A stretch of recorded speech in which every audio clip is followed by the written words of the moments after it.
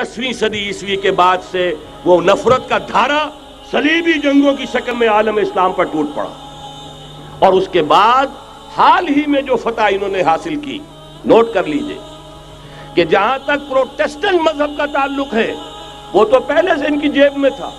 ये वेस्ट का लफ्ज आपने पढ़ा होगा और अखबारात में आता रहा खलीज की जंग के दौरान। वेस्ट एक तो कहते हैं ये भीड़ जो काट जाती है, मुंह सूज जाता है, एक ये वेस्ट मुखफ़फ़ है। व्हाइट एंग्लो सेक्सन प्रोटेस्टेंट्स, सबसे पहले यहूद ने उन्हें शिकार किया, अपना आलाकार बनाया। यही वजह है, आपको मालूम है 1917 में अंग्रेजों के जरिए से उन्हें यह इजाजत मिली कि फिलिस्तीन में जमीनें भी खरीद सकते हैं, जायदादें भी खरीद सकते हैं। बालफोर डिक्लेरेशन, इंग्लिस्तान का वजीर खारजा था जिसने कि ये इजाजत दिलवाई है।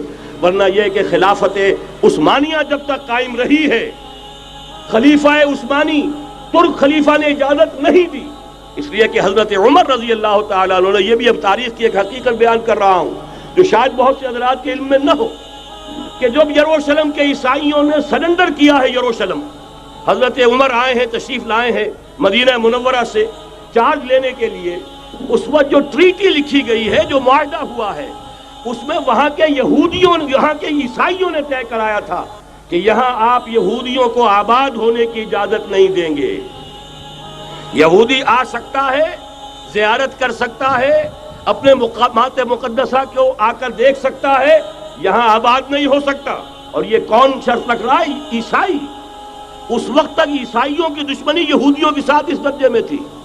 और यही हजरत उमर रजी अल्लाह ताला अन्हु की वो शर्त थी कि सलातीन उस्मानिया, खुलफाए उस्मानिया ने भी, हालांकि यहूदियों ने बड़ी से बड़ी रिश्वत देने की कोशिश की है, सुल्तान अब्दुल हमीद खान को यूं समझिए कि सीमो जर से खरीदने की कोशिश की है, लेकिन इसके बावजूद उनका कि जो फैसला हजरत उमर कर गए थे, जो कमिटमेंट रजी अल्लाह ताला अन्हु उनकी है, मैं उससे सरे मुंह इनहराफ नहीं कर सकता। असल में उसी की तो सदा है जो फ्री मेसनरी के जरिए से खिलाफत का खात्मा कराया गया, कि यही सबसे बड़ी रुकावट है।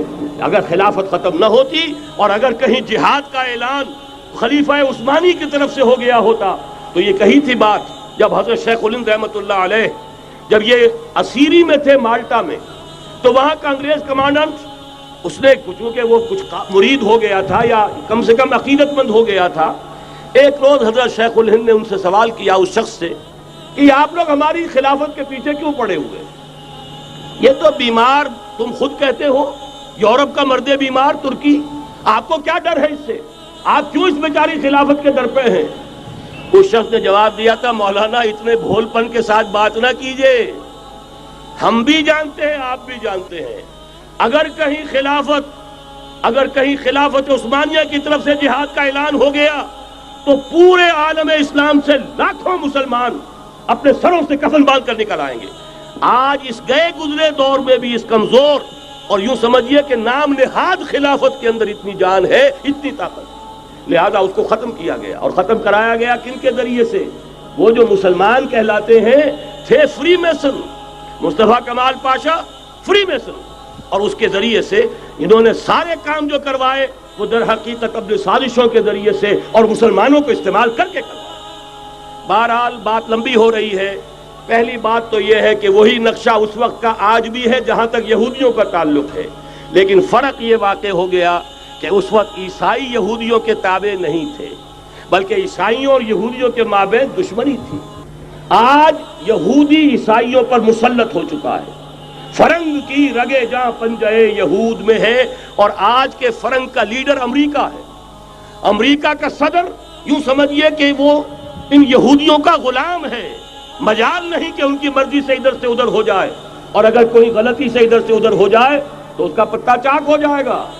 आप देखिए क्या हशर हुआ है बुश का, हालांकि बहुत बड़ा हीरो बनकर निकला था गल्फ वॉर से, लेकिन जरा सा एक बयान दे दिया था कि जो इसराइल को पसंद नहीं आया, तो जो इलेक्शन में चारों शाने चित हुआ है उसका जो हशर हुआ है वो देख लीजिए।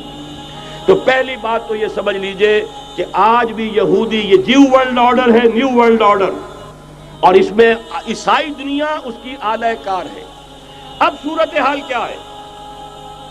ईसाई दुनिया, मैं एक बात बता रहा था बीच में रह गई, कि जहां तक प्रोटेस्टेंट ईसाई थे वो तो पहले इनके हाथ में थे।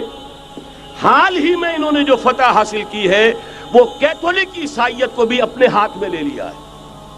چنانچہ پوپ صاحب نے فرمان جاری کر دیا ہے کہ ہمارے خداوند یسوع مسیح کے قتل کی ذمہ داری ان یہودیوں پر نہیں ہے، بری کر دیے گئے۔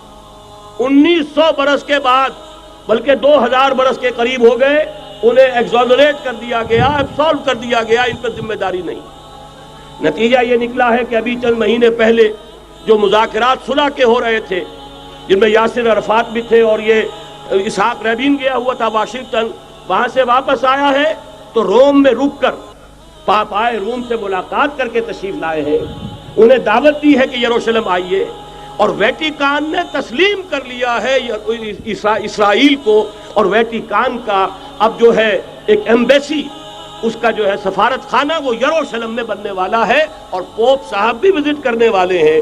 گویا کہ یہ گٹھ جوڑ اب مکمل ہو چکا، اب کہیں اس میں کوئی کمی نہیں رہی۔ اس یونائٹڈ فورس کے ساتھ یہ نیو ورلڈ آرڈر اس وقت عالم اسلام پر حملہ آور ہے۔ اب اس میں نوٹ کیجئے کہ اس وقت کی فضا ہے کیا۔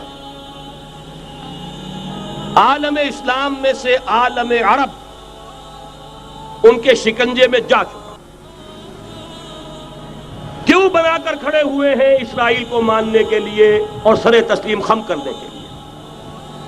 انہیں بلا کر میڈرڈ میں پیش کیا گیا یہودیوں کے سامنے کہ تم جن کے ساتھ ایک ٹیبل پر بیٹھنے کو تیار نہیں تھے، میڈرڈ میں آؤ، آؤ اپنا قبرستان دیکھو، یہ اسپین کی سرزمین جہاں تم نے 800 برس حکومت کی تھی، یہ تمہارا قبرستان، یہاں آؤ اور بیٹھو اور ان کے ساتھ بات کرو۔ گئے تھے کہ نہیں تمام فرنٹ لائن سٹیٹس میڈرڈ میں؟ حالانکہ کوئی بین الاقوامی کانفرنس کبھی میڈرڈ میں نہیں ہوئی، یا تو یہ واشنگٹن میں، بعد میں وہ سارے معاملات واشنگٹن میں چلے، شروع وہاں سے کیا۔ اس لیے کہ نیوز ویک کا کچھ عرصے پہلے کور سٹوری جو تھی 1992 is the year of Spain.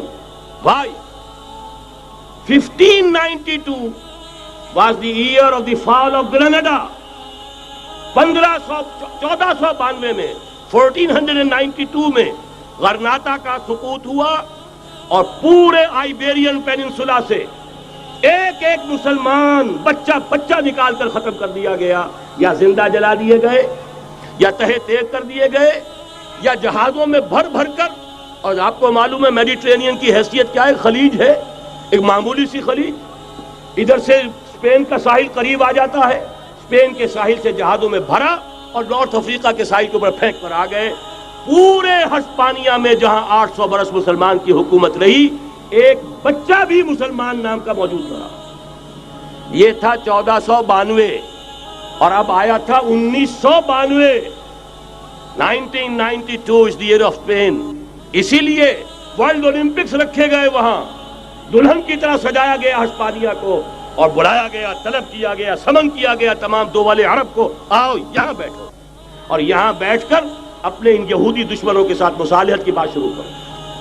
بہرحال نوٹ کر لیجئے، عالم عرب جا چکا ہے۔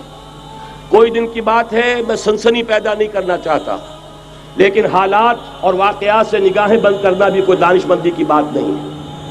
یہ ایودھیا کی مسجد شہید کی گئی، ابھی یہ ایک بہت بڑا مزار جو ہے شہید کیا گیا، اور اس کے ساتھ کئی مسجدیں شہید کی گئی۔ یہ سب کیا ہے؟ یہ مسلمانوں کی نفس دیکھی جا رہی ہے کہ کوئی غیرت اور حمیت نام کی کوئی شے باقی ہے؟ جیسے علامہ اقبال نے وہ نظم لکھی تھی، عبد القادر روہیلا بڑا ظالم جفاجو کینہ پرور تھا، لیکن یہ کہ اس نے جو ایک ٹیسٹ لیا تھا کہ وہ جو عورتیں ہیں تیموری خاندان کی، ان میں کوئی رمق رہ گئی ہے؟ معلوم ہوا کہ نہیں، کہ غیرت نام تھا جس کا گئی تیمور کے گھر سے، ختم، غیرت نکل گئی۔ اسی طرح ایودھیا کی مسجد، اب چرار شریف، اور یہ کوئی دن کی بات ہے کہ اب مسجد اقصیٰ کا نمبر آیا کہ آیا، اس کے لیے پوری تیاریاں ہو چکی ہیں۔ یروشلم کا مشرقی حصہ خالی کرایا جا چکا ہے، اس کے اندر اب پورا تسلط یہودی کر رہے ہیں، یہاں تک کہ اب کہ یاسر عرفات صاحب نے بھی کچھ نہ کچھ جو ہے احتجاج کی بات کی ہے، حالانکہ اب تک ہر بات مان کر منقار زیر پر تھا، لیکن یہ کہ ایک وقت آتا ہے آخر کار اسے بھی کچھ بولنا پڑ گیا ہے۔ لیکن یہودی اب پیچھے قدم ہٹانے والا نہیں ہے۔ ان کا تھرڈ ٹیمپل، تیسری مرتبہ ہیکل سلیمانی تعمیر ہونا ہے، نوٹ کر لیجئے، ان کے لیے وہ وہی کچھ ہے جو ہمارے لیے کعبہ ہے. ان کے لیے ہیکل سلیمانی بالکل وہی حیثیت رکھتا ہے جو ہمارے لیے کعبہ. وہ ہیکل سلیمانی ایک مرتبہ پہلے نبوکدنضر کے ہاتھوں مسمار ہوا، پھر سن 70 عیسوی میں ٹائٹس کے ہاتھوں مسمار ہوا. سن 70 کے بعد آج 1995 میں کتنے برس ہو گئے؟ پورے 1925 برس ہو گئے کہ ان کا کعبہ زمین بوس پڑا ہوا ہے. اب تک تو ان کا بس نہیں تھا، اب تو بس ہے کہ نہیں؟ اب ان کی حکومت ہے کہ نہیں؟ اب شاہ حسن ہو چاہے شاہ حسین، ان کے نوکر اور چاکر ہیں یا نہیں؟ اب انہیں ڈر کس کا ہے؟ لہذا کوئی دن کی بات ہے مسجد اقصی شہید ہوگی اور ٹیمپل کی تعمیر شروع ہوگی. یہ تو بہرحال ایک نقشہ ہے. اگلا نقشہ آپ کو بتانا چاہتا ہوں، ایک دوسری تصویر ہے. یہ تصویر ہے زمینی، ایک تصویر ہے آسمانی. وَمَكَرُوا وَمَكَرَ اللَّهُ وَاللَّهُ خَيْرُ الْمَاكِرِينَ. انہوں نے اپنی سی تدبیریں کی، اللہ نے اپنی تدبیر کی، اور ظاہر بات ہے اللہ کی تدبیر سے بہتر تدبیر کس کی ہوگی؟ چنانچہ یہودیوں کی سازشیں اس وقت بھی ناکام ہوئی تھی یا نہیں؟ ظاہر بات ہے جاء الحق وزهق الباطل ان الباطل کان زہوقا. لہذا یہ آیتیں دونوں اعلان کر رہی ہیں کہ یہودیوں کی سازشیں بالآخر ناکام ہوں گی اور دین حق کا بول بالا ہو کر رہے گا. یہ تو ان آیتوں سے ظاہر ہے. یریدون لیطفئوا نور اللہ بافواہہم واللہ متم نورہ ولو کرہ الکافرون. یریدون ان یطفئوا نور اللہ بافواہہم ویابى اللہ الا یتم نورہ ولو کرہ الکافرون. هو الذی ارسل رسولہ بالہدى ودین الحق لیظہرہ علی الدین کلہ ولو کرہ المشرکون. اللہ نے تو بھیجا ہی ہے اپنے رسول کو اس فیصلے کے ساتھ اور یہ ذمہ داری اور مشن دے کر کہ جو دین حق آپ کو دے کر بھیجا جا رہا ہے اسے غالب کیجئے، نافذ کیجئے، قائم کیجئے. اس مشن کے ساتھ بھیجا جا رہا ہے. اور وہ بہرحال آیا جاء الحق وزهق الباطل ان الباطل کان زہوقا. لیکن نوٹ کرنے کی بات یہ ہے، ذرا یہاں تھوڑا سا تحمل کے ساتھ غور کیجئے گا، کہیں میرے خلاف کوئی فتویٰ دینا شروع کر دیں. کیا حضور کا مقصد بعثت اس وقت مکمل ہو گیا تھا؟ ایک درجے میں ہو گیا کہ جزیرہ نما عرب پر اللہ کے نور کا بھی اتمام ہو گیا، اللہ کا دین بھی غالب ہو گیا. ہو گیا کہ نہیں ہو گیا؟ لیکن کیا محمد الرسول اللہ صرف عرب کے لیے بھیجے گئے تھے؟ قرآن کہتا ہے ببانگ دہل وما ارسلناک الا کافۃ للناس بشیرا ونذیرا.